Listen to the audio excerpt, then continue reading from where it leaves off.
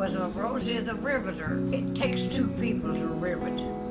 One's on the inside with a what they call a buckler, you know, to hold the rivet, and then you just blurt, blurt, blurt. Well, that was, I guess 1940. Oh, these are the little kids over there in Zambia. They got those bags that you made. You know,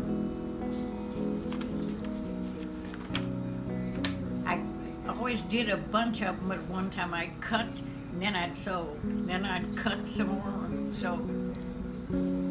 I didn't sew my fingers, which was lucky. These kids are getting an education. Now, they don't have much.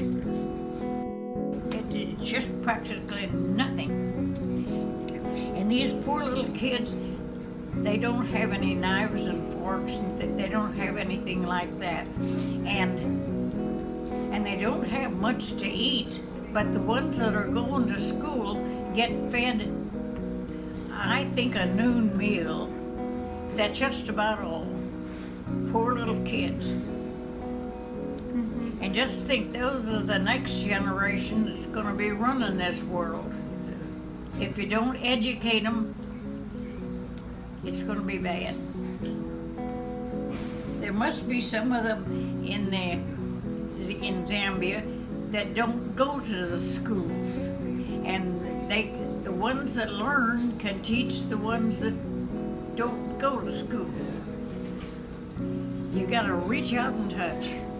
No man's an island.